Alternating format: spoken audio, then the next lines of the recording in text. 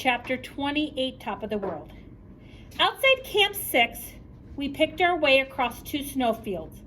Yash led the way with Yogi sticking close to us. On the far side of the second field, we started to encounter bare rock. I kept my eyes on Yash's headlamp. He was probably 150 yards ahead of us. Breathing was difficult, and it was freezing out.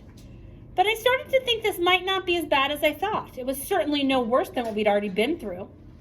Then, to my utter shock, Yash's headlamp started to rise from the ground. It wasn't literally rising. What was he doing?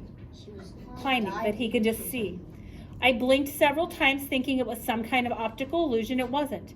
He was climbing a steep wall. "Yellow band," Yogi shouted above the howling wind. "Careful." We started up. Large chunks of yellowish sandstone broke off with almost every handhold, and the crampons strapped on our boots were worse than useless. They're made for ice, not rock, but there wasn't time to take them off. At base camp, it would take 3 minutes to shuck the crampons.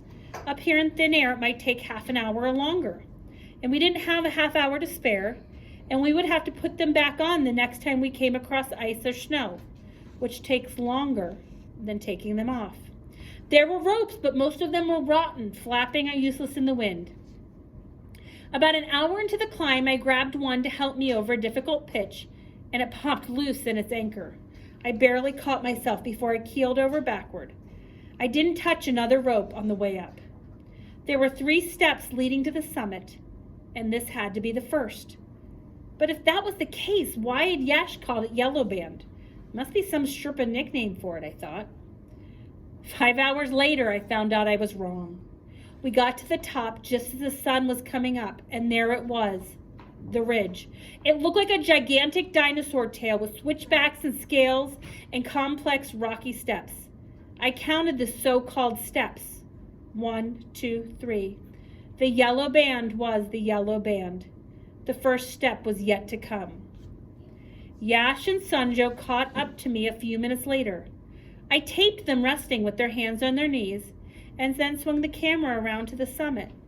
Yash pointed to his watch and started toward the base of the first step. Yogi was sitting on a rock waiting for us. He checked our oxygen tanks, made us drink something, then pointed up.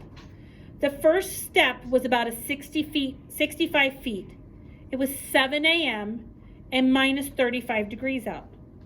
Zopa was right about the weather again.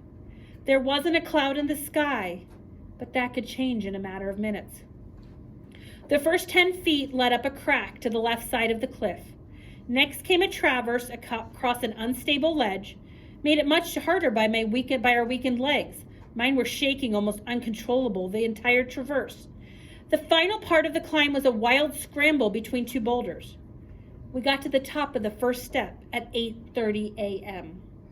The second step was twice as steep and twice as high as the first. Before we attempted it, Yogi changed all our oxygen tanks. Both Sanjo and I nearly passed out while we were waiting for him to reconnect the precious O's. There were aluminum ladders attached, kind of, to the wall of the first section. They moved and twisted under our weight and made a terrible scraping noise against the rock. Climbing the slippery rungs wasn't made any easier by wearing crampons. It was like climbing a ladder with ice skates. I was delighted to get off the ladders, but the final move to the top was much worse.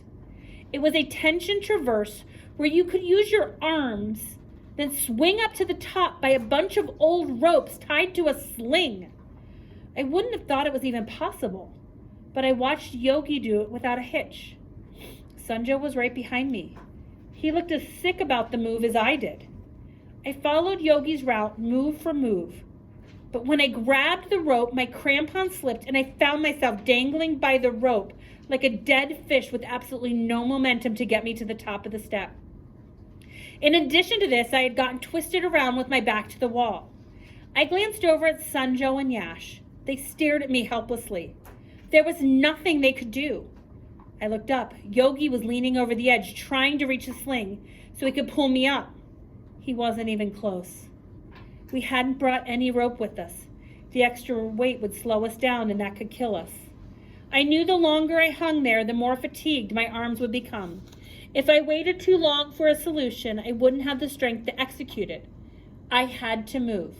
Now. I flipped back around, smashing my face into the wall, then driving the front spikes of my crampons into the hard rock. One of them stuck and put weight on that leg. I was able to relieve the pressure on my arms. Holding as tight as I could with my left hand, I let my right hand go, and I pulled off the outer mitten with my teeth and let it drop, then shook my arm out. I had another pair of mittens in my pack. I repeated the procedure with my left arm. I was going to need all the strength I could in my arms for the next move, and I hoped Yogi was paying attention because I was going to need his help. I walked up the wall with my crampons until I was in a less than position. Then I basically stood up, hoping the crampons held. They did. At the last second, I let go of the rope with my left hand, hoping I could stretch it high enough for Yogi to grab. He grabbed it, but he was still going to need help getting me up. He had taken off our outer mittens too, and had me pretty solidly. I let my right hand go and flailed away blindly for a handhold. I found a crack just big enough to dig the very tips of my sore fingers into. I pulled up with all the strength I had. If it didn't work, Yogi was going to have to let me drop. When I was as high as I thought I could go, I brought my right knee up to my chest and tried to get my foot into the sling. I barely snagged it, but it was enough. All I had to do now was stand up, and I would be within inches of the top. Yogi dragged me over the edge, and he and I lay there, on our backs gasping for breath. He reached over and cranked my tank to a 4, and I did the same for him. Even with extra oxygen, it took us a good 5 minutes to catch our breath. I wondered what was going through Sanjo's mind after he saw that. Apparently, he learned by my mistake, and because a few minutes later, he swung over the edge like a spider monkey. Yash was right behind him. They let me rest for another 15 minutes. I needed it. Yogi didn't turn my oxygen down until we were ready to leave. I needed that too. The third step was the easiest of the 3 for me, even though it came higher in the climb. Compared to what I'd just been through, it was a breeze. When we got to the top, we saw another corpse. He was lying on his back with one arm splayed out and the other hand buried in the pocket of his down parka. The corpse looked pretty fresh. It might have been one of the German climbers who had died when we were at ABC. There was no sign of the other climber who had been with. I wondered if he had died on the way to the summit or the way down. I wondered how many people were waiting for him to come home. No one climbs a mountain thinking they're not coming back down. I looked away from the dead climber, trying to shut out Mom's warning. Beyond the corpse lay the summit's pyramid ice field and the summit ridge. Yogi pointed at his watch and held up 2 fingers. 2 hours left. We climbed to the ropes and started across the ice field. I didn't know about Sanjo, but this is when I shifted into summit fever. At this point, I should have been completely spent. But instead, I was totally juiced. Mom's warning disappeared into thin air, poof. Nothing was going to stop me from getting to the top. The snowfield became steeper, curved around into what I thought would be the summit. But instead, we ran into fresh avalanche debris. Some of the chunks were as big as school buses. I swore, to come all this way to be stopped by an avalanche? It would take us hours, if not days, to scramble over the debris. Yogi pointed to the debris and shook his head. No kidding, I thought, staring at it bitterly. He yanked at my sleeve. I thought he was telling me we had to go back, that it was over, and I was going to shout we had to try for Sanjo's sake, even though I knew it was hopeless. But Yogi wasn't trying to turn around.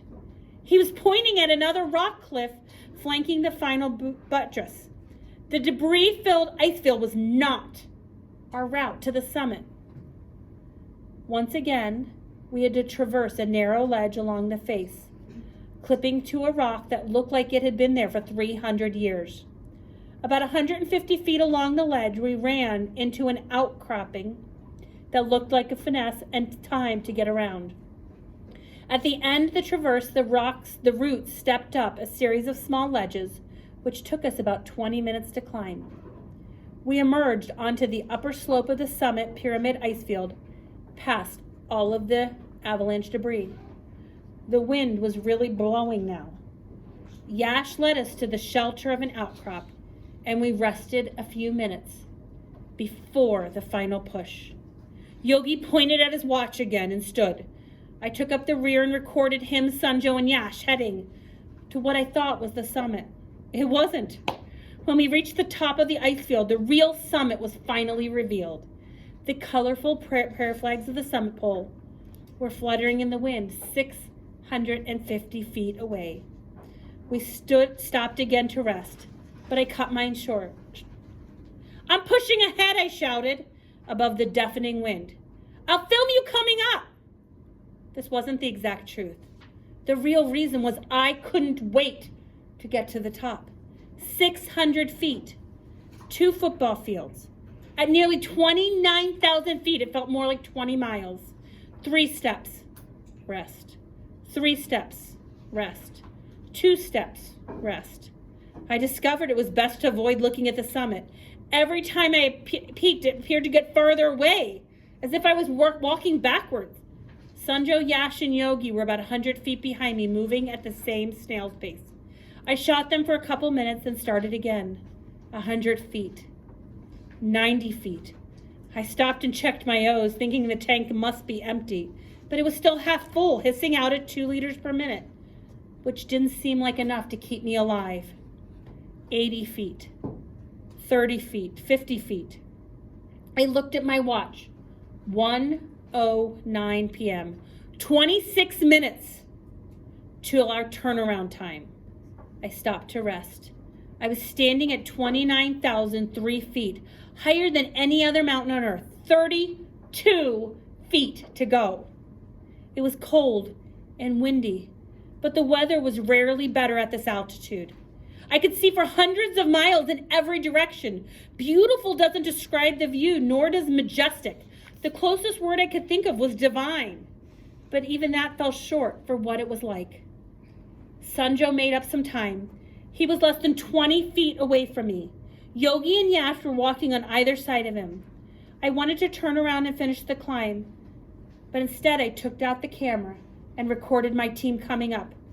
I could see that Sanjo was struggling and Yash and Yogi were actually helping him along. It was 1:19 by the time they reached me. Sanjo fell to his knees and was having a difficult time breathing. I checked his oxygen tank and saw that they'd already cranked it up to 4 liters a minute. I gave him some time to rest, squatted next to him. "You can do this, Sanjo. It's only about 30 feet. Look!" And I pointed to the ridgepole. He gazed at the colorful prayer flags snapping in the wind and gave a dull nod but didn't move. "After you touch that pole, it's all downhill." Sanjo shook his head. "I don't think I can do it." "You have to do it. For your sisters, for yourself." He continued to shake his head. I looked at Yogi and Yash. They were in as bad a shape as Sanjo. Getting Sanjo this far had nearly done them in. I looked at my watch. 12 minutes till we had to turn around. Even if we left right this second, I wasn't sure we could make it to the summit by 1:35. "You go," Sanjo said weakly. "I'll just start back down." "You can't go back down the north side. The Chinese are waiting for you." I'll get around them." He and I both knew that wasn't true. I looked down the mountain. 2 other climbing parties had topped the 3rd step and were winding their way up the dragon's tail. They must have gotten a late start or had run into problems along the way. If the weather held, they might be okay. You can never tell who the mountain will allow and who it will not. Sanjo will not reach the summit without your help. "Let's go." I pulled Sanjo to his feet. We started back up, and with each little step, Sanjo seemed to gain strength. 25 feet, 20, 17 feet, 10 feet. I stopped and I stared at the summit pole, then turned around and looked below. "What's the matter?" Sanjo asked. I looked back at the summit pole, then pulled my goggles down, and I looked at Sanjo. "Do you know the date?" He shook his head. May 30th, I said. So? 30th. I think this is as far as I'm going. What are you talking about? The summit is only a few steps away. What does the date have to? Tomorrow is your birthday. You have a reason to be here, Sanjo. An important reason. Your future and your sister's future. I don't have a reason for being here. I'm heading back down the north side. Sanjo stared at me like I was crazy. And maybe I was at that minute. But the decision I made during the last few feet felt right. I didn't want to be the youngest person to summit Everest. Sanjo's father died, saving my father. Reaching the top would save Sanjo and his sisters. With the money from the equipment Dortmunds he would receive, they would be able to go to school. It's too much, Sanjo said. It's nothing. Come with us down the south side to Nepal. I shook my head. If I climb down the south side, everyone will know I reached the summit. The only way for me to go is the way I came up. But I have a favor to ask. I took off my pack and found the moleskin. The yellow prayer flag with the blue mountain I'd tagged was hidden in the pocket. I took it out and handed it to him. When you get to the top, tie this to the pole. Of course, but you need to go. Sanjo put his thick gloves together in the Buddhist way and bowed. Thank you, Peak. I will not forget this. We're running out of time. I'll tape you getting to the top through the record of the climb. Sanjo quickly explained what I was doing to Yogi and Yash. At first they looked shocked. Then they both broke out in broad smiles and clapped me on the back. Yogi is going to go back with you, Sanjo said. I'll be fine. I'll be all right. He insists, Sanjo said, and so do I. Fine. We all shook hands and hugged, and then I recorded Sanjo and Yash taking those last 10 steps. When they reached the summit of the highest mountain in the world, they took off their masks and smiled and waved for the camera. Sanjo tied my yellow flag to the pole. Then he and Yash crossed into Nepal.